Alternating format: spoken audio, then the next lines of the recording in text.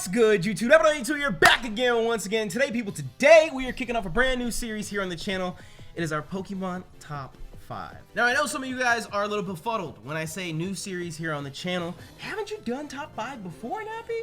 Didn't you do a whole bunch of seasons of that? Yes, but that was a long time ago, and trust me when I say this Top 5 series is different than anything else we've ever done on the channel. One of the great things about Pokemon is the world that it builds. When you play the game, it feels like you are there, you are in it. But of course, a majority of what Pokemon is based off of things in our own world. So instead of just sitting here at a computer counting down Pokemon after Pokemon after Pokemon, it's time for us to get up and go out into our own world and explore the things that helped inspire the Pokemon that we know and love. Now, I know this is the internet and everyone has an opinion. I've been down this top 5 road before. Go ahead, leave your own top 5 flying type Pokemon in the comment section below. And like they say at the start of every Pokemon game, a new journey, a new adventure is about to begin. So let's fucking go.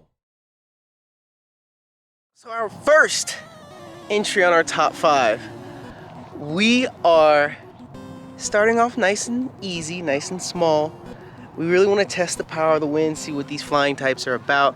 So we are gonna fly a kite. Now, I don't know when's the last time I've flown a kite. I don't know about it, but we're gonna see if we can make it happen. So you would not believe how difficult it was to actually find a kite. I mean, I guess I'm old school. I go to stores. I guess I could have just ordered it online, but got my hands on a pretty nice kite here, and we're gonna see if we can get it to fly.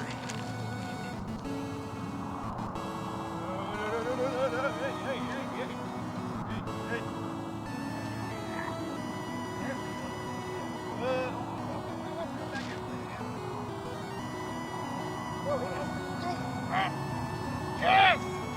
No. See, the issue that we're having, so we have like really intermittent wind. So the wind will go for a moment and then it disappears. Take 3. Third time's the charm.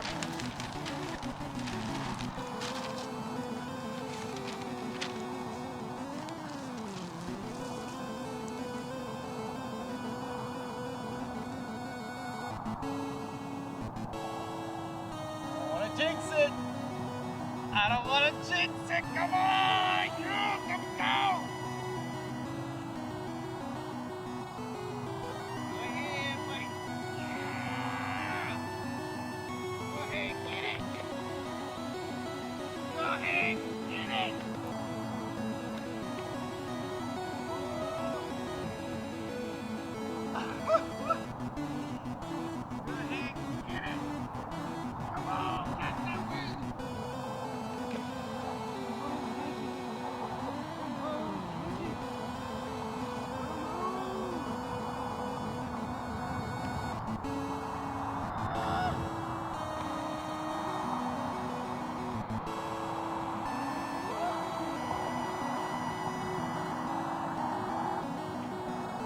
So after a few failed attempts, finally got the kite up in the air, and I gotta tell you, it's a lot more fun than you think. You know, someone asks you, hey, you wanna go fly a kite? Tell them yes! It is so much fun. It is so much more fun than you think. Of course, the issue that we are having, you know, any other day of the week, the wind is just blowing and blowing and blowing, but the one time that I need the wind to be here to go out and do something, the wind is just so spotty, it's so inconsistent, but we caught a breeze and we got it up. I guess third time was the charm. We got it up here working. The wind is pretty strong up above in the air. All you had to do is just get it up there, and it is taking off. It is going and going and going. Out of all of our attempts, we probably did like 24 attempts to get this kite up in the air. Our third one was actually the most successful. It's so goddamn high. I can't even estimate how high we got it. Okay, reel it in, boys. We're tasselless. Take 3 was a success, but the tassels, I don't know if you guys can see, we forgot to undo them. So even though this moment is glorious, it could be so much grander. And the streamers are a go. Look at it!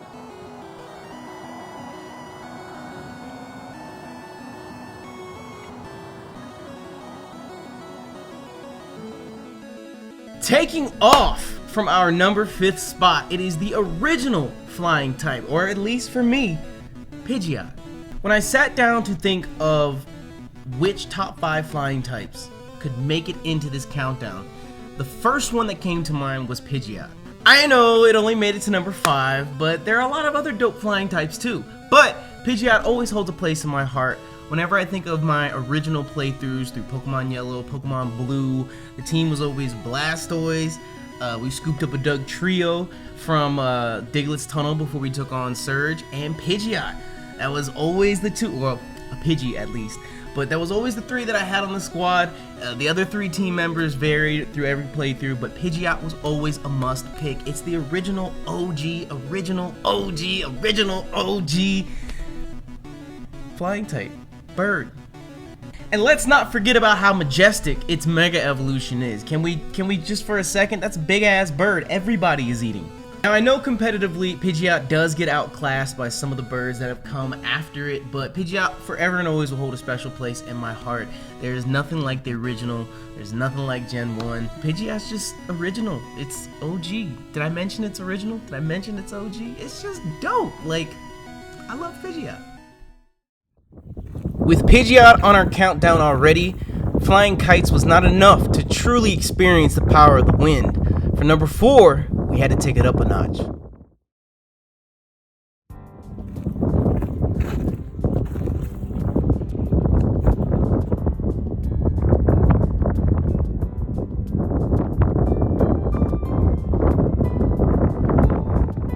So up next on our top 5 flying types, we are out here in the middle of bumfuck nowhere. It is ice cold because the wind is blowing and blowing and blowing. But this is the closest that we could get to a wind farm full of wind turbines.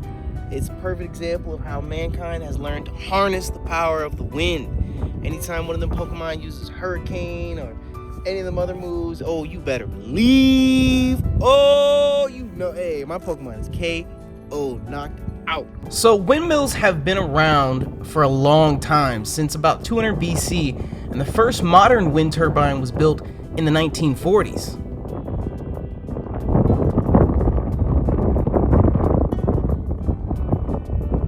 On average, a wind turbine stands over 328 feet tall, and just a single wind turbine can power 500 homes. That shit is crazy. It's crazy what humans can do when you set your mind to it.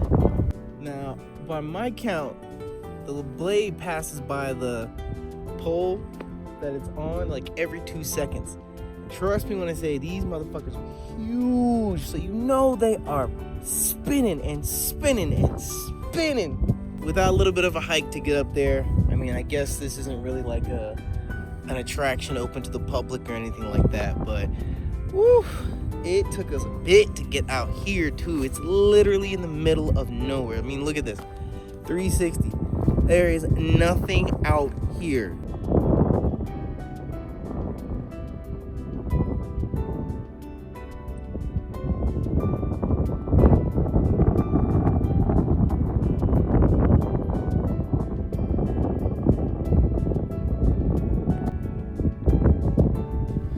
Now, this was the closest wind turbine that I could find, and it is about 15 miles southwest of Wilcox, Arizona.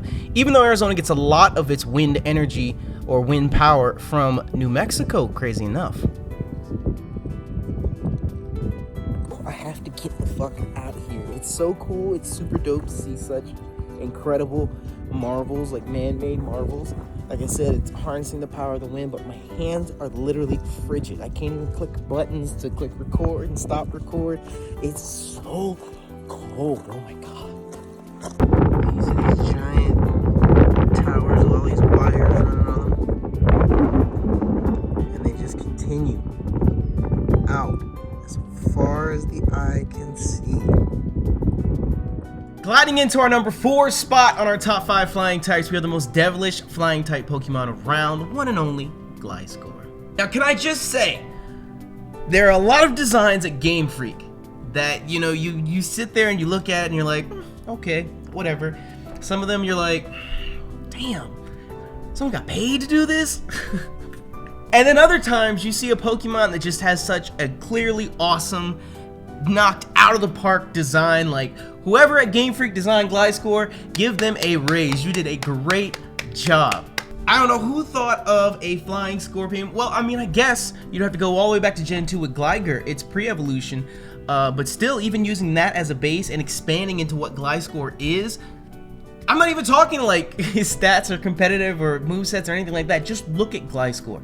If someone challenged you to a battle and they had a Gliscor hanging behind them with the tail over one shoulder, bro, hey, I'm good. I'm not trying to fight. Interesting thing about Gliscor though, it's very different from our last entry on our countdown. You know, Pidgeot's always held a special place in my heart forever and ever and ever, but I remember when Gen 4 came out, I just really didn't think about Gliscor. I don't think it was really until I started doing YouTube Let's Plays and Nuzlocks. Maybe it was our Blaze Black Egglock with Bruce that came in clutch, but just over the past couple years, Gliscor has steadily crept out of oblivion for me into the spotlight, so made it to number 4. Wind turbines are dope and all, but if we really want to get to the heart of flying types, we got to get suited up.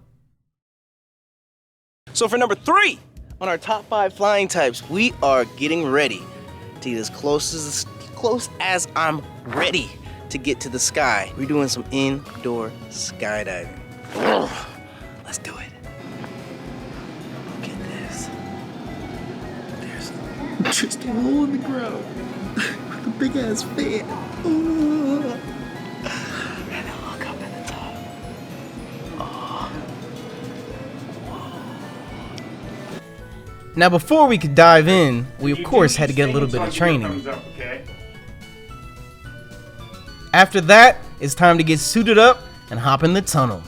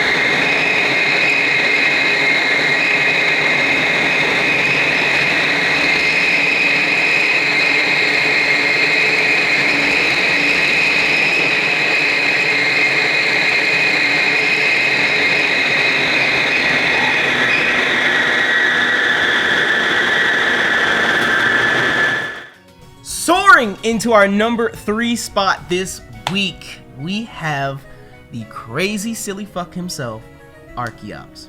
There's really no other way to describe him. He is a crazy silly fuck. I think that's what makes me like the Pokemon so much. A lot of people write him off for his ability, but sometimes it's fun to just play hyper offensive and just go in and slam into everything as hard as you can and just say fuck it. No shade to Aerodactyl. I love Aerodactyl. I know I just oozed over Gen 1, but Aerodactyl is like, if you plucked all the feathers off Archeops, you have Aerodactyl. But like I said, no shade to Aerodactyl. I love Aerodactyl's design. I love Archeops' design as well, but again, there's just something that just the air of wild, the air of crazy, you know, it's like he's got a headdress on with feathers going crazy. He's this warrior going into battle. It's just, I love Archeops. And I feel like my love for Archeops is similar to my love for Magmar. Like, there really is no reason. Like, yes, I like his design. Yes, I like using him in battle, but there's no one real definitive reason. He just stands out and it's there. And I really think that's the beauty of Pokemon. You know, it's not just go catch them all. I think that everyone has their own individuality that they can bond with to certain Pokemon. And for whatever reason, Archeops just shouts, screams out to me, so he made it onto our countdown. With all of this under our belt, it's still not enough. We gotta go up. We gotta go to where we can find the flying types.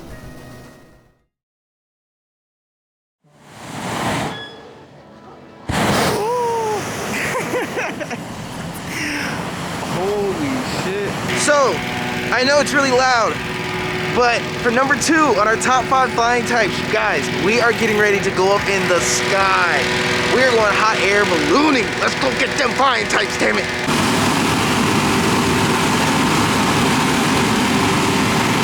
I can actually feel the heat from here. Woo-wee.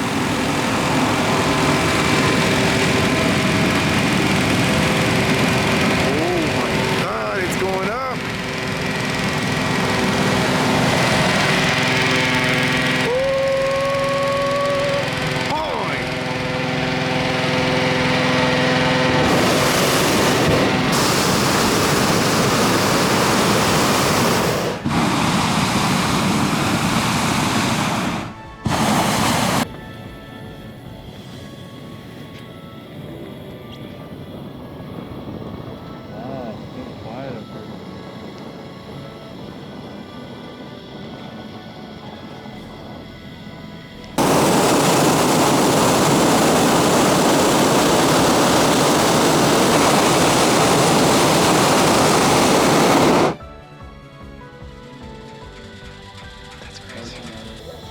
So we had to get up at 4:30 a.m. for this sunrise hot air balloon ride, but I gotta tell you, even as you can see, it is absolutely worth it.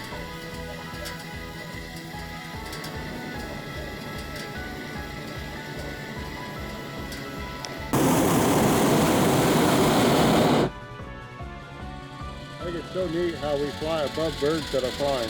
Yeah.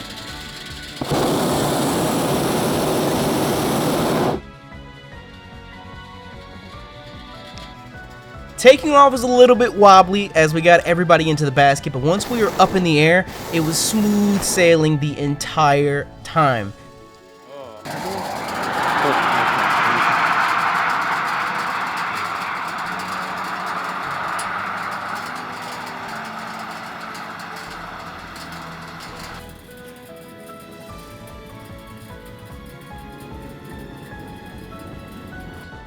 Overall, the entire hot air balloon ride lasted about an hour, and it's kind of like flying a kite. Like, who's gonna ask you to go for a hot air balloon ride? But if someone does, take them up on that, and you should definitely go. It's an experience of a lifetime that I'll never forget. I landed in the parachute area.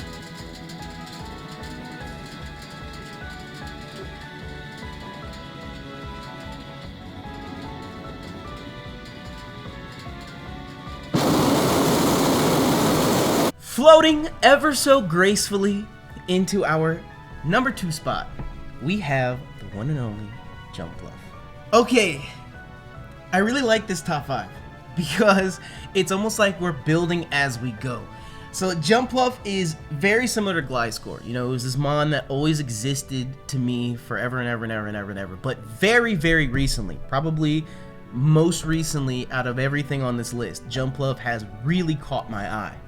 I'm gonna guess it's probably because as a kid, Hoppip was trash, and who uses trash Pokemon? Come on. It's Charizard to the end of the game. Whatever your starter is, that's all you need to beat Pokemon. But I don't think as a kid I had the patience to really put in the time to train up a Hoppip. And admittedly, when you evolve Hoppip for the first time, I'm not gonna say Skiploom is ugly. I'm gonna say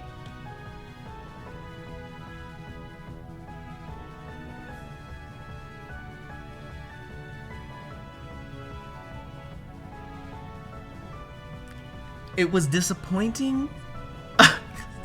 I'm trying not to make this negative, you know? Let's just say Jumpluff is worth it. But I think recently, because of battling in the Great League on Pokemon Go, surprisingly enough, I think that's where my love for Jumpluff has come from. I think it's kind of just existed in the Pokemon world this entire time. You know, when I was a kid, didn't want to fuck with Hoppip. As an adult, you know, there are so many other mons that outclass it, that do its job just as well. But Pogo's an entirely different world, and Jumpluff stepped up and was like, hey! So, we went up hot air ballooning, but it just wasn't enough. It's not enough. To get to our #1 top 5 flying type, we gotta go up. So for #1 and our top 5 flying types, the time has come. We must go up to where the flying types live, to where they are at. For #1 on our top 5 flying types, we are gonna go skydiving.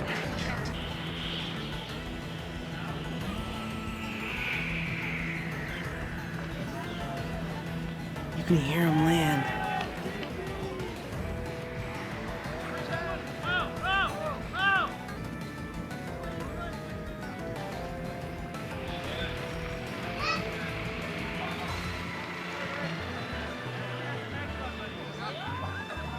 Woo.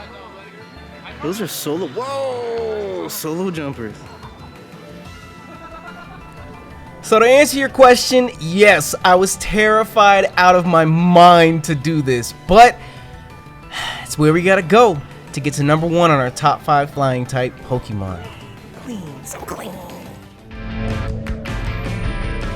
All right, Kyle, tell me what we're about to do. Jump out of a plane, but skydive. Yeah, why are we doing that today? I gotta go find the right Pokemon, that's all. That's awesome, that's awesome. You nervous? Yes, I'm very nervous. Yeah. I'm about to jump out of a plane for the first time. Hell yeah, I'm nervous. Are you excited too, though? Yes, very excited. Okay. I'm gonna ask you again halfway up in the plane, and hopefully those nerves have come down a little bit, and the excitement's come up a little bit. Might be the opposite then. All right, I guess we'll see when we get there, huh? Awesome, dude, awesome. Well, hey, let's go jump out of a plane together. Let's do it. Heck yeah.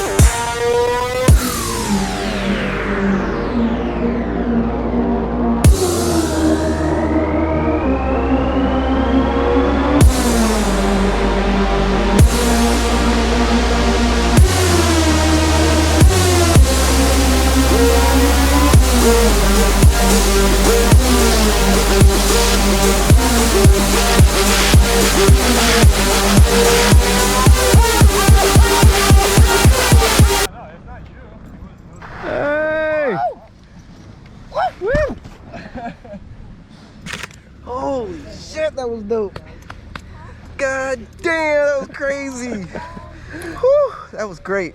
What was your favorite part?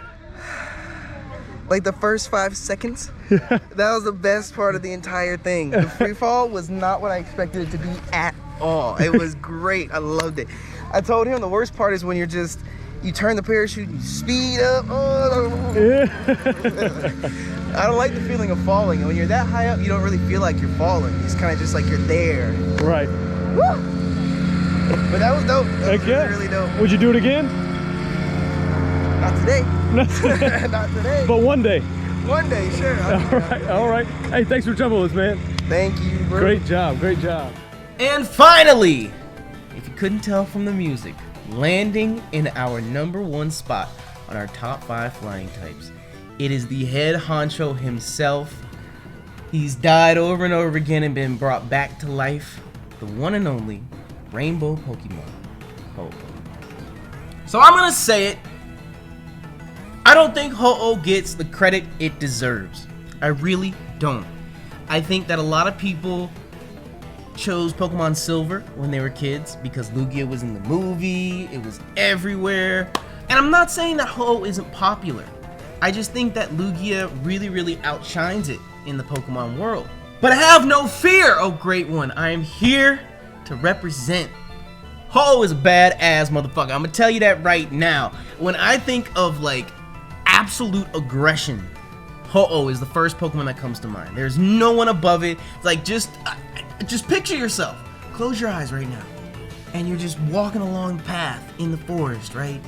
And you hear this cry and you look up and all this wind is billowing in your face, these huge claws just inches from your face, and this just gigantic bird, just literally you can feel the heat coming off of him. It's bro, Ho-Oh is that dude. Like he just pulls up and it's just, and I know that Lugia is more defensive, Ho-Oh is the offensive one, but I mean Sacred Fire, Brave Bird, Earthquake, I can go on and on and on. Ho-Oh's main presence is to destroy. He is the embodiment of the fire, the embodiment of the phoenix. The other thing that makes Ho-Oh so imposing, and this is gonna be like a no-brainer, but out of all of like the birds in the game, and I know birds aren't the only flying type, but he's a bird. But out of all the birds in the game, you know, I really don't think there are too many that are really massive, gargantuan creatures that you encounter. And Ho-Oh is one of them. Like when you see him on the field, he has weight. Like he is a force to be reckoned with, you know? You ain't dealing with no little Pidgeys no more. Everything about him is just special and unique. He's power embodied. He is the definition of a flying type in my mind. He is just here, and nothing beats him. That's why he's #1 on our top 5 flying type Pokemon. And that's a wrap on our first episode of our new top 5 series, top 5 flying type Pokemon. I hope that you guys enjoyed it. I hope you enjoyed seeing all the experiences and adventures that we had this week. Just like back in the day, top 5 was uploaded every Thursday. So from here on out, every Thursday, expect a brand new episode of our Pokemon top 5 in your subscription box. Remember to leave your own top 5 flying type Pokemon in the comment section below. And if you enjoyed today's video, make sure you hit that like button down below for us. You already know your support is greatly appreciated. And next week, we'll see if we can't get into a few spookier things for our top 5. Until then, thank you all so much for your love and your loyalty. I'm gonna get up out this bitch. Bye!